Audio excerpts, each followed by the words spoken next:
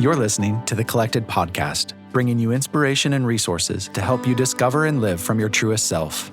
The Collected Podcast is a production of Collected Ministries, a nonprofit organization dedicated to helping disciples of Jesus discover and live from their true identity in Christ, recognize and walk in their divine purpose within the kingdom of God, and experience growth in their capacity for mature, healthy relationships. Follow Collected on social media at Collected Ministries, and be sure to visit thecollectedpodcast.com for show notes and additional content related to today's episode. Here's your host, Tia McNelly. You are listening to Season 3, Episode 2 of the Collected Podcast. I am Tia McNelly, and unfortunately, I am not joined by our producer and co-host, Jess Biondo. You guys can be in prayer for her. Her house is flooding currently. We have record rainfalls in Charlotte, North Carolina today. Today, I am joined by Scott Erickson. I am so excited to have him on the show. He is a painter, he is an artist, a storyteller, and he has released a book called Honest Advent. If you are watching our video, you can see here this incredible book. It is one that I think you're going to want to have in hand and not read digitally because it's such a beautiful work of art in and of itself. Scott, welcome to the Collected Podcast. Thank you. I'm glad to be here. Maybe I can be your co-host. I appreciate that. Interview. We can co-host together. You know, we're in Season 3 and I've never done an interview alone. So this is different for us for sure. Okay. Yeah. Well, tell me a little bit about yourself. Let's not think of it as an interview. There you go. Let's just think of it as two friends catching up. I've got my coffee. We'll just have coffee. Perfect. Tell me a little bit about yourself. Well, I am a professional artist, or I make my living as one, which when I say that to people, they're always like, oh, cool. I don't know what that means. So the way I describe it is I spend my time doing a number of things. I do a lot of things to make something. So I'm an illustrator, a painter, a visual artist. I'm an author of a few books, and I'm working on another one, and so that's part of my practice. And then I'm also a public speaker and a touring performance artist. Very cool. Not right now because of COVID, but so there's kind of always a mix of things going on inside of me, which is how would I illustrate that idea? And then, and then I'm collecting book ideas, and then I'm collecting and then I'm working on talks and things like that. So that's it keeps my ADD in check, which is nice. You know? Do you know the Enneagram? Are you familiar with the Enneagram? Yeah. What are you? Mm-hmm. Do you know your number? I'm a 4-3 wing. Would have called that in a minute. Just as long as we've been on this call, I would have said you were a 4, no doubt. I'm a 3-wing 4, so we have... Oh, there we go. Yeah, kind of similar traits there. That's awesome. We make a bridge over that river of sadness, I guess. I don't know. The bridge between sadness and getting crap done. That's right. That's so good. So we have this extraordinary book that I am just dying to dive into. I've already read the introduction, and I'm making myself wait to read it during Advent with my family. Yeah, so tell me a little bit about what led you to write Honest Advent. Well, I found myself in a place 4 years ago, not too different than what we are in now, which was after a long and exhausting presidential election cycle. We were seeing really devastating images from Syria and seeing thousands of people displaced. We had multiple mass shootings. There was the Zika virus, Flint water crisis, a lot of things. Yeah. And I remember walking into a store. I think it was a Target or a CVS. I'm not sure what one, but I just remember walking in, and the blanket of Christmas decorations had descended upon all of Western society. Yep. And I just had this visceral feeling, which was, and I'm a big fan of Christmas, and this might seem weird for some of the listeners, but I like the brand of Christmas. There's definitely a brand of Christmas. Oh, no doubt. And I like it, but I just was seeing this brand and going, this feels completely irrelevant to the world I find myself in. Yeah. And not just the overly done Santa story. I like Santa and all that. I do think when you go on Netflix, you're like, how many Santa movies are there? And what kind of technology do they have in the North Pole? We should get some of that. It's very advanced up there. But even the imagery from my own Christian tradition, it's beautiful, but a lot of it just felt really safe and sanitized, and it just felt void of like really being a human story. Yeah. At least the grittiness of being a human, you know, and everything had been like kind of polished over. And my deepest longing was really like, you know, Jesus, like how do we find you in our midst? Because I guess the question that was proposed to me was like, well, is Christmas is it a memorial service or is it a birthday party? If a memorial service means it happened long ago and, you know, we just remember when that happened is what we're celebrating. But a birthday party infers that it's still going on today. And if you go to any church and ask kids, whose birthday is it on Christmas? They're like, it's Jesus's birthday. So we're teaching our children that it's still happening. And I was like, how are you still incarnating in the world now? And I'm not a woman, but I'm married to one. And I have witnessed 3 pregnancies and births up close. And what has stood out to me is as a witness and participant in those is that birth is, yes, wonderful and transformational and a beautiful thing, but it's also very painful and risky. And it's got a lot of fluids involved as well. And it's quite messy. It's quite messy and it's nothing close to being sanitized. Right. And just as I started, I felt invited to that the divine incarnated into our world through the way that we all have to, which is through vulnerability, which is through weakness. And so I started looking at the avenues of human vulnerability that the people involved in the nativity story would find themselves in, and then what we find ourselves in. Because one of my teaching muses is the only reason we're talking about any of these stories from the Bible still is because they're still happening today. Right. They're not just stories back then, they're stories that are happening right now. By telling those stories, it illuminates that God is still in our midst today. I love that. And so I started, like, Honest Advent, my friend Hillary McBride endorsed it. She's a doctor of psychology. And I love her endorsement because she said, this isn't really a Christmas book at all. It's really a book about just being human. And I agree. It's about human vulnerability. It's just using these few chapters in the Bible that we call the nativity story as the kind of like filter to look at all this through. Like it is meditating on Christ's incarnation, but also like, as we are doing now, like we have all incarnated, we all were unseen and then became seen, and became seen through the vulnerability of being a human. And I would submit that where we find Christ still in our midst today, especially in this season under a pandemic and all this stuff, it's going to be through our weaknesses and vulnerabilities. I love that. And we'll find Christ right there. Yeah. Yeah. That's amazing. So you don't know this, but in a former life, I was a labor and delivery nurse. And I still work very closely with Team Pregnancy through Flourish Kenya. I'm on the founding board of directors, and we're tackling teen pregnancy in rural Kenya.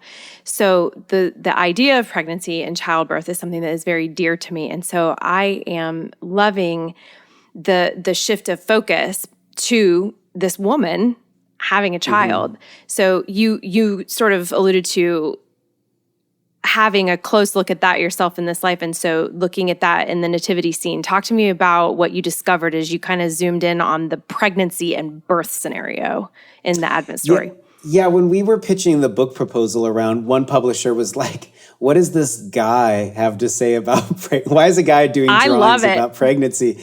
And I was like, granted, I'm not trying to take any woman's perspective or her place in her narrative, but I have been a witness to those up close. I've witnessed as a husband to watch the journey of my wife become a mother, and I witnessed when my children came out into the world, which made me a father. Yeah, and I was bearing witness to those thresholds and those transformations and the lack of feeling prepared for those thresholds and all of that. And so for me, I wanted to bear witness. And I don't talk about this in the book, but maybe a little bit in the intro that you read. But I also do think that I am part of a tradition that most of the imagery depicting this were created by men. Mm-hmm. And so I do think that there was like a uncomfortability with female biology that necessitated this kind of sanitization. And also I've come out of a faith tradition that is very wary of female biology from even just like the Old Testament story of God going, you have a period, but you still have to go outside the camp, you know? And then to even people use passages to diminish the voice of women in our communities. And then I grew up specifically in a culture that was like, hey, you're too sexy for me to ride in a car with or an elevator alone because I want to have sex with you. So we have to be afraid of. So there's this there's all this like marginalizing of the female body in the faith tradition that I've been a part of. And I want to go, no. And I can see that men have done that. And I want to be a man who can go, I'm not trying to take away from some woman telling her experience, but I want to counter the flow that has constantly diminished female biology, because right here in the text, right here in the story, we see that God coming into the world is through this biology, is through this life. And in fact, unless the movie, what is it, Junior? No, what was the movie with Arnold Schwarzenegger where he gets pregnant? Oh gosh, I know what you're talking about, but I don't remember the name. It's not Mr. Mom. That's Michael Keaton. Dang it! I thought it was Junior. Maybe it's something like that. I don't remember. Anyways, you know what I'm talking about. Anyways, all that to say, every human ever has come through the biology of a woman, the womb of a woman, and so this is my witness to that. I love that. Yeah. Did that answer your question? It did. Absolutely. And you had kind of touched on that before.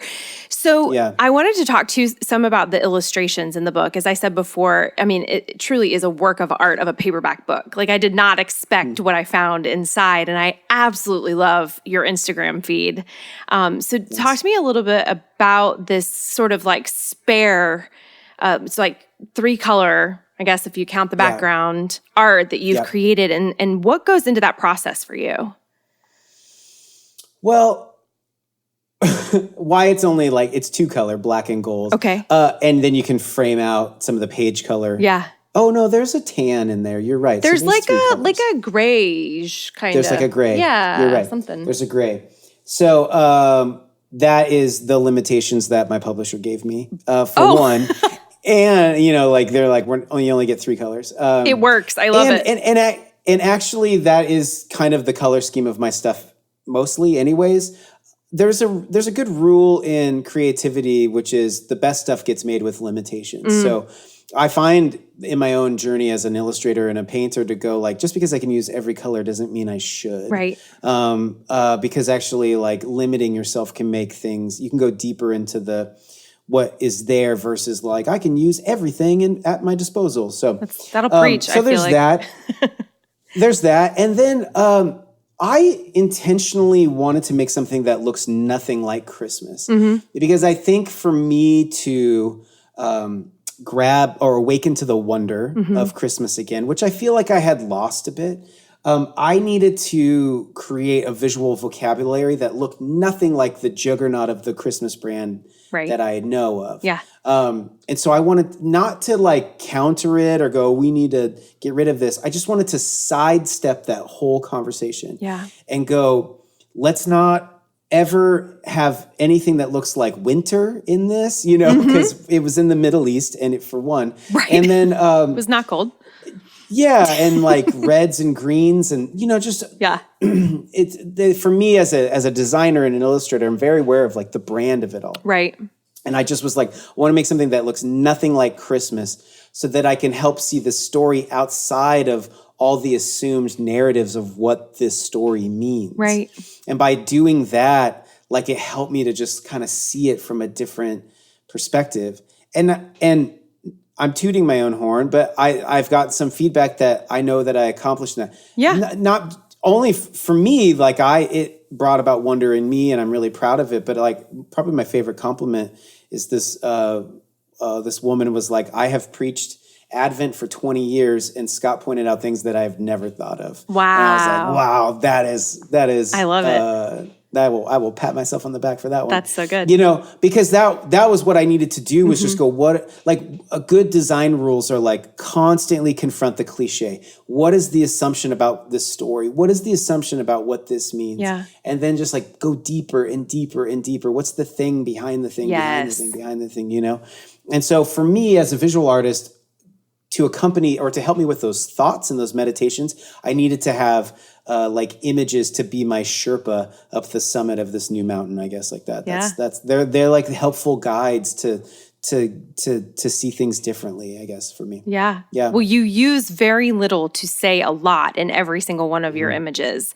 It's interesting how much symbolism you can pack into one image. And I feel like when I'm scrolling through Instagram, that's how I know you now. Yeah. So like and I just come to a dead stop to try to digest and process what I'm seeing in those images. So folks, you have to, it's Scott the Painter, right? Scott the Painter. Yeah. You guys have to follow him. Yeah. So I'm thinking a little bit about how, you said you walked into a retail store at Christmas time after a really trying election with hard things going on in the world. I literally did that today, and Christmas smacked me in the head. And I feel like Christmas doesn't look like it always did this year, No, it doesn't. It doesn't. And so I think this is a very fitting time for this book to release. The Lord absolutely knew what he was doing. And so in this time of, I feel like, mounting troubles in the world, in our country, and there's a lot of dissension, a lot of loss of hope. I know a lot of the country is probably feeling that. Some of us may be feeling more hope at this point, but why should we continue to hope even in this time of trouble in the Christmas season ahead? I mean, obviously Jesus, right? But that is the question, right? Why would I? How does Christmas still offer us hope? Can I really quick? Yeah. This is my favorite part of any podcast because right now I don't have a set response for your question, which I love. Because when you do podcasts, so right now we're going to figure this out together, which is the magic of podcasting. Here's what I would say, and it just like left my head. It's okay. It's okay. Why we do Advent? Advent is just a structure given to to make out of the void of time and space to give what about it's like to give a season. Yeah. So the season is to meditate on Christ coming in our midst and I think for a lot of us, maybe not. I'll just speak for myself. As a person who's been involved in church most of his life, and I've been a pastor and I've worked on staff at churches.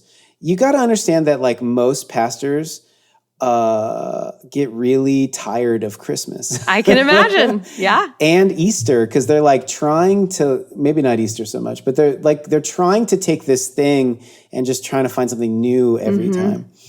And I think what has been disheartening for me or hard for me in the last few years is that I stopped understanding the hype of Easter and the hype of Christmas, meaning they're always Lent is death, death, death. And then he's alive, he's alive, he's alive. And yet we go to church and okay, well, where is he? And then Advent is he's not born yet, he's not born. He's born, he's born, he's born. And then you're okay, well, where is he? We don't, because God is invisible in some ways. Right. And God is, I have had encounters with a living Christ. And that is why I am a follower of that. But I think there's this kind of I need to see it. Right. I'm wanting to see it. And here's where I think we can have hope. I think we think what our deepest question is does God exist or not? Yeah. And I actually don't think that's our deepest question. I think our deepest question is God in the midst of all of this? Right. My life, your life, the minutia and details of an everyday human life, which the other way to say that is God good? Because a God that's not involved is callous and cold and distant. But a good God means that God is among us. Emmanuel. One of the things, Yeah, Emmanuel. And one of the things that's changed for me, partly just the existential deconstruction, rebirth of my faith in my late 30s. Also training as a spiritual director, and I've written a couple books with my friend Justin McRoberts. But in our prayer books, we submit that we're like, prayer is not getting God's attention. That's like voodoo, that's like pots and pans and like, hey, did you see it? Prayer is awakening to the voice and work of God already in your life. And I would say what spirituality is the same. Spirituality is not trying to get God to see you. right. Spirituality is like paying attention to how God is already involved in your life. Bringing awareness to that, yeah. Yeah. And so I think maybe why we feel so like, there's a great book by Johann Hari called Lost Connection, and he talks a lot about it's his 9 reasons why depression happens. But one of them is that there's a loss of a hopeful future. And we are in that spot right now. I know some news came out about vaccines and stuff, but like we don't know when this pandemic's going to end. Some of us don't know when we're going to get jobs again. Yeah. There's a lot of unknowns that we're not able to make plans for or control. So we're left with our vulnerabilities. And I think often the place we find security and faith is in our plans and in our accomplishment. And where we're being asked to connect with God now is in our weaknesses and vulnerabilities, which has kind of always been the thing. Yeah. Like if you look at Jesus's ministry, everybody who connects with Jesus connects through a vulnerability. Nicodemus comes to him at night and is like, I don't know what you're talking about. And Jesus is like, you're like the leader of the land. And he's like, yeah, I still don't get it. A centurion comes to him and is like, I'm a powerful person, but I can't heal this servant of mine. Yeah. A woman comes to him and is like, nobody can do anything. I can't control my body and it's sick and I can't stop it. Right. Zacchaeus comes to him and is like, somehow I became a traitor to my country and I don't know what to do. So just like everybody involved in the Jesus story, so we're involved with that. So I think the places of vulnerability that we're being issued into like a way that maybe is uncomfortable, but is very necessary. So we can come and be like, wow, so many things have been uncovered about our country that are unsettling and hard. How do I love my neighbor, Jesus? Right. How do I stand for truth and justice in a really odd time? Yeah. Things used to work a certain way, and now they don't. And I'm not quite sure to find my footing. I love that you guys talk about identity and stuff. Was our identity in like what we got safe in, or was our identity something deeper? Right. And so I think those are the places that we can begin to have hope. The hope is not in like the plan, how it's all going to work out. I think the hope is in experiencing goodness. Yeah. Which is experiencing intentionality and with usness. That's where I think the hope can be found. I love that. Because we'll keep living our lives, and once again there'll be another time where the future's unknown, right? And some of our comfortabilities will be taken away, and all of that. That's my hope. I miss. Admittingly, I miss and I don't miss church. Same. I miss same. Yeah. And there's a lot of reasons on both sides for that. But I think one of my hopes for when we do get back together is that what will have happened during this time is we actually had to begin to trust the portal that's within all of us that can connect with God. Yeah. Like I think a lot of times it's easy to go to this service or meet with a charismatic leader or listen to a teacher you like and like use that as and then it's fine, but use that as the way like, well, they're speaking truth, so I can understand that truth. But we all need to quiet down and go, do I actually trust this? I like to call it like the telephone, like when I'm talking to people, I'm like, who gave you the telephone to talk to God that's in you? Right. And they're like, nobody. And I'm like, okay, so it was already in there. So do you think you have to give that telephone to somebody else? Right.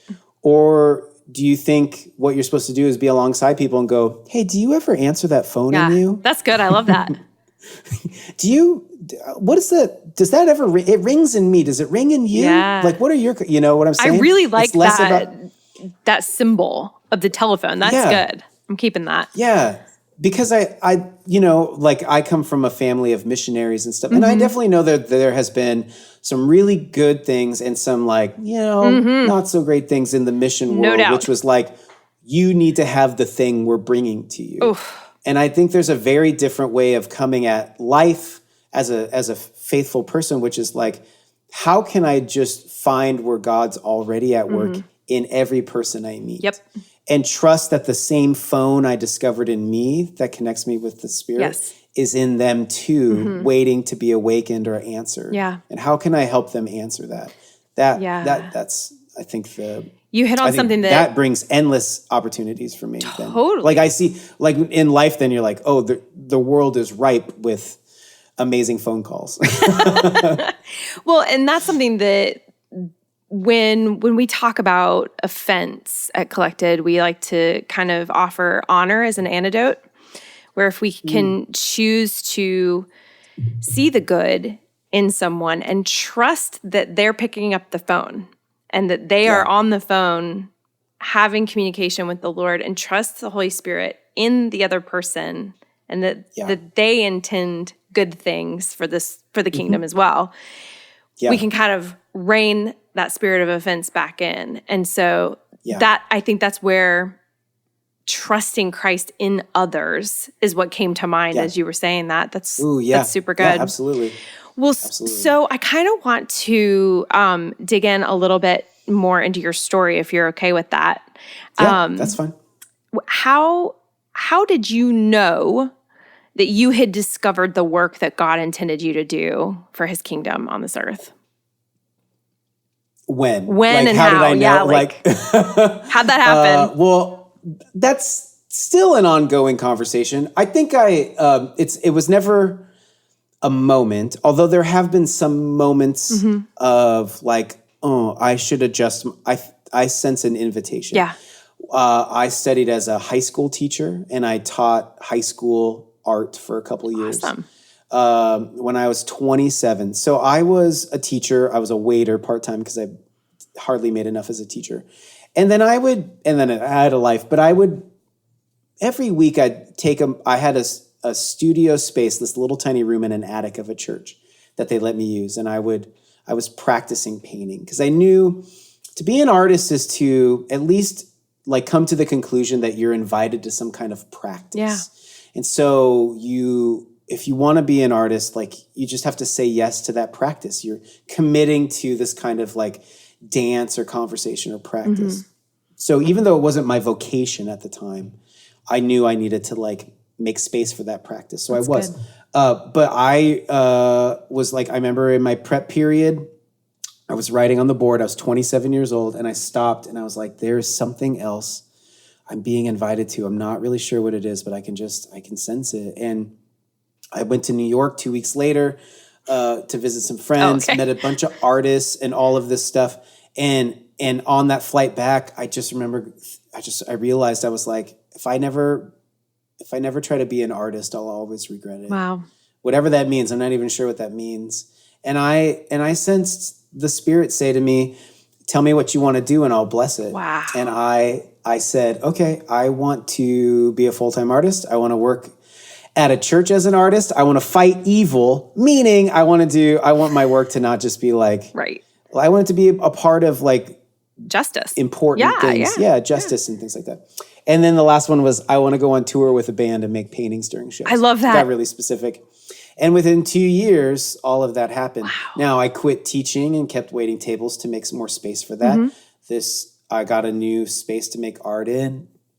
These interesting connections started happening. Like a guy I knew started working for World Vision, and then he's like, what are you doing? And I was like, I'm doing this live painting stuff. He's like, come and raise money for AIDS orphans, and then a friend of mine became like a early 2000s semi-famous Christian music star, and he's like, do you want to go on tour with me and make paintings during shows? And I was like, yes, and so all that kind of stuff happened. That's wild. And I think, and then there's been like ebbs and flows with that. I think it was actually around 10 or 11 years later, in my late 30s. I'm in my early 40s now. But I found myself unemployed while I was laid off from a design agency.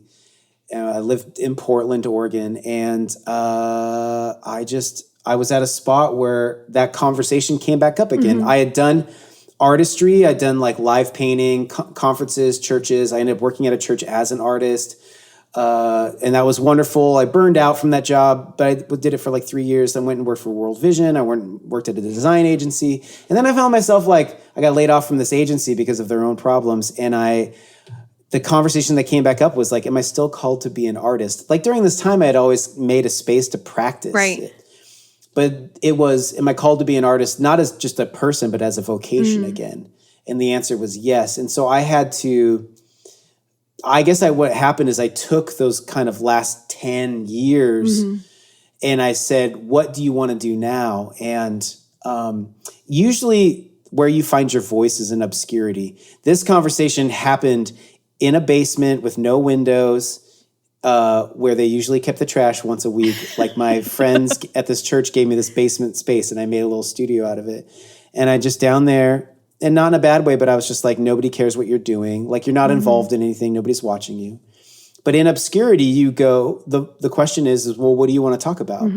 You're not influenced by anything else. What do you want to talk about? And I remember just thinking like, I hate how we talk about God. Like most of the way that people talk about God, it like doesn't make sense anymore to me. Yeah. So I want to talk about God differently, or at least different than the Western culture I find myself in. Yeah. It turns out there's lots of people who felt the same thing. And there's all kinds of ways of talking about God. I was like, and I don't really like the imagery that's associated with this tradition. So I want to make new stuff. Yeah. I want to do things like that. And like, I also want to talk about a spiritual life, that is very aware of my own kind of crassness. Yeah. So I have a show called Say Yes, a Liturgy of Not Giving Up on Yourself. And it's about suicide. It's about the spectrum of suicide. Okay. It's a tough subject. Yeah. And I wanted to make it because I've never been to a church service about suicide. Right. And I was like, if you were to make one, what would you make it like? And one of the first things I say in it, and I know it just meant, you'll roll with it. I just go, hey, what we know about life is that life is this mixture of sacred moments and dick jokes. And the thing is that you can't go to the comedy club and be too sacred. Right. Because they're like, that's not the place for this. And you can't go to the sacred place and be too crass because that's not the place for that either. Right. But I think when we go to either one of those places, we wish it was a little bit more because we understand that we're a little bit more. Yeah. And so tonight, for the conversation we got to have, we're going to have to make a space for the little bit more. Right. And that was my way of saying, like, to talk about, because suicide, especially if you're in a faith, if you have any faith, it's weird to go like, life's a miracle, but God, I don't want my miracle anymore. Yeah. It's a tough conversation. And there's an aspect, I know this will resonate with you and listening. Like, sometimes I feel like the spiritual communities I'm in, they like cut off a lot of the human parts of being a human. And they only talk about humanity kind of in the sphere. And you're like, yeah, but there's all these like realities, other realities and particularities that are involved in a human life. And what I think has really happened that I think is devastating to a spiritual life is, my friend Paul says it best. He goes, we're baby stepping to a divided life. It's just like these constant, like, here's who I am as like a church person or a spiritual person. And here's who I am and just like a non, and we just start this like division. And this happens a lot with like spiritual leaders who end up like having these kind of big moral failures and stuff because they're not allowed to be their human, messy, human, crass selves. Or they'll lose their job. And as a spiritual director, I talk with a lot of women and men who feel this pressure. We've set the whole thing up to be devastating for ministers, which is unfortunate. But like, I don't know where this goes, but like where it lands, because often, like, I've performed at a comedy club and I've performed in churches, and I'm like, maybe it's just neutral spaces, but I want to talk about God differently. I want to make art, and I want to talk about a spiritual life that actually encompasses what it feels like to be a human and a spirit, and doing that together. Well, when we try go ahead.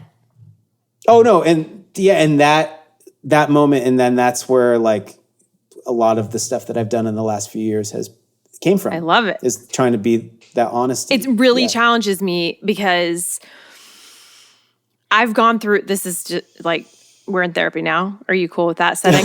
Yeah, welcome right, everybody. Yes. So I have really, in the last year or two, been on this journey of becoming more vulnerable publicly. And it's also been the most private few years of my entire life as I've walked through trauma therapy. So like finding this correct venue for the true, authentic Tia McNelly is very difficult because I find myself, sometimes I'll want to share something and I'm like, that's off brand, you know, like, but what, so should I have to be on brand as a Christian leader? What you're saying, off brand. Exactly. You know? I realized I was like, just like Christmas brand, I was like, oh, there's a brand of Christianity that is just purely a brand. But it's BS. It's not real. Yeah, it's just a brand that was created. Yes. And people are like, no, that's what Christianity is. You're like, no. Because if you've gone and met, this became, luckily I learned this as a teenager, but I remember going to France and visiting, and I went and hung out with this youth group. And then after youth group, we went to a bar and had like a beer or wine. I was like 16. And I was like, I don't feel like I'm supposed to do this. You know, but from the American Christianity that I was in, it was like, well, that would be sinful because it's against the law and all this stuff. But it's like, everybody was of age. There was no abuse there. Right. That was just like what they did. They just went, we had like a glass of wine, we talked. Right. The French love to talk for hours and hours and hours, you know? So it's just like, oh, there's a brand of my spirituality that maybe I don't resonate with anymore. And I think what's hard for people is they're like, you could be like, well, if I get rid of the brand, am I also getting rid of my faith? And no, it's not. But they're so enmeshed that you don't really know. Also, like you don't really know which is which. And also, like our number one concern as human beings is safety and belonging. Right. And so anything that is not backing that up feels very frightening. Sure. To move away from safety and belonging. So and to take it a step further I think for Christians too, even approval and acceptance and, you know, and maybe for some who have sunk their teeth so deeply into this Christian brand, that if they did step back from that, they might find that they do abandon their faith because their faith is actually not in the living God, in Jesus Christ. It's in something entirely different. So that's a completely different conversation. But yes, that's good stuff. Can I give an example? Yes. My wife periodically will just put on like, worship music playing. And I'll just be like, it's not that I don't like that music. It is that I don't like that music. I was like, it's not that I don't like that it's worship music. I'm like, but it has said you have to like this style of music to worship God in music. I was like, I don't even listen to music like this on my own. Yeah. But then to go, but this is the music that you listen to connect with God. It's like, no. It's just a brand influenced by music companies and sales and LLCC or whatever that is. You know, totally. And like, you know, and just understanding that is like, then it's okay. There's a lot of the stuff I do like. Right. It's just like when you go like, oh, it's just a brand. Right. It's just a brand thing. Yeah. And I think then people who offer other expressions of that are like, oh, finally, yes, I'm not alone. Totally. That's why I think like Honest Advent or even like, it's such an interesting experience, like teaching at churches and people will be like, that was so honest. That's their response. And I'm like, well, what are we supposed to be doing? So are you used to dishonest or? Yeah, like the assumption is like we would just kind of just share 25% of what we really think, you know, like, yeah. I think, I knew I liked you, but this has definitely solidified that. Yeah, very, very true. Well, so what are you, just kind of as we wrap up, because we're running out of time, what are you currently working on that's kind of just for fun, outside what you're responsible for? I know you're writing another book right now. You can tell us about that if you want, or like, what else are you working on? Sure. The book is just my show Say Yes in a book form. Okay. So that is what I'm trying to take a talk and make it into a book. Got it. It's easy and difficult because a lot of what you communicate with your body or like in a live setting is gone. So you have to write that all out. Right. And then you just can be like more, you need to be more expansive, and like when a talk, you can just kind of make statements and go on. You don't have to back everything up, but a book, you have to back everything up. So I'm just doing that work. Right. Let's see. A few things. The thing that I've been just kind of doing on my own, and it'll probably be like a book or a series one day, but like, that's fine. I know that's my practice, but I've just been looking through the Gospels at how people relate to Jesus through their vulnerability. Nice. And, I love that. I'm just slowly and really trying to go like, I'm less concerned being super exegetical about passages. I'm not like, what's the root word? What's happening? Like, we have the Bible Project for that. Right. And we thank watch you, their Bible YouTube Project. channel. Yeah, Tim and John. I know them. I used to work awesome. with them. They're great.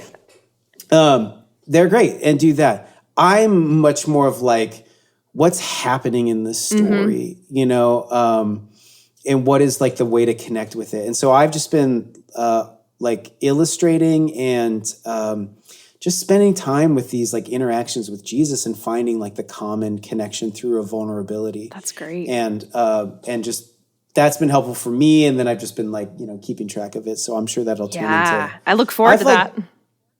Yeah, it's been surprising. Yeah. It has been. It's been really neat. So yeah, that's kind of what I'm working great. on. I'd like to. I've done a number of Stations of the Cross illustrations. I have 2 that I'm thinking about. I doubt I'll get them made.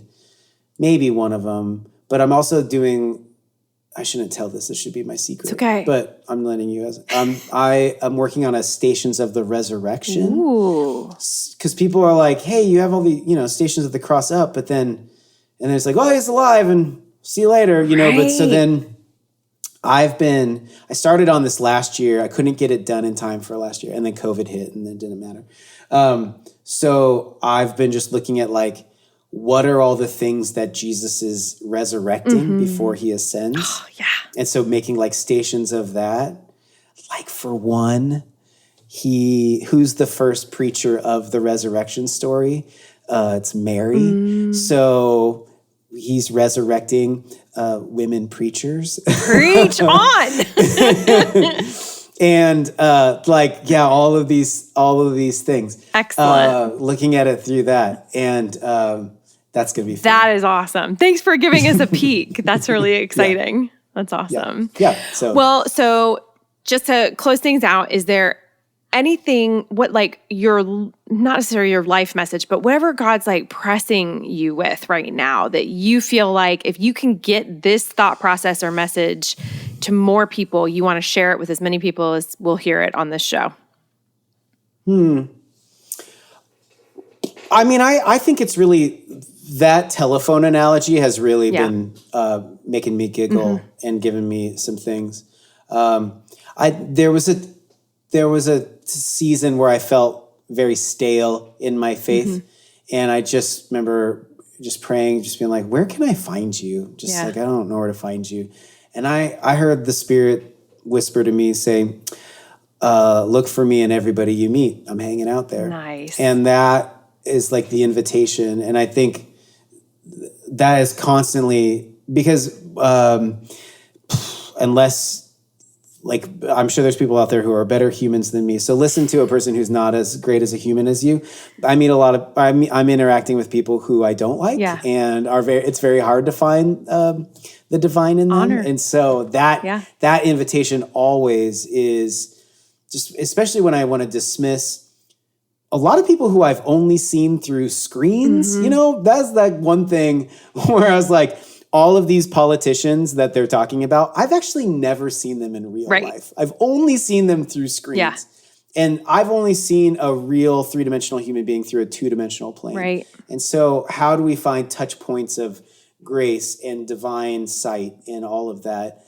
in everybody we see or meet, and that'll fill you with wonder if you happen to be. There's not a lot of rooms we're in anymore with lots of people, but say the grocery store when we have masks on and stuff, just go, there's a telephone in everybody here. I love it. And you're just like, whoa, what's happening? It's almost a form of mindfulness, I guess, huh? Yeah, it is. It really is. It really is. It's a form of mindfulness and empathy and, because then you're having to go. What you're doing is you're going, oh, God is already intimately involved with their life. And I know nothing about God's knowledge of them. So I should try to listen to that. I mean, that is my work when I do spiritual direction my teacher told me what you're doing is you're gazing at the one you love, who's gazing at someone they love.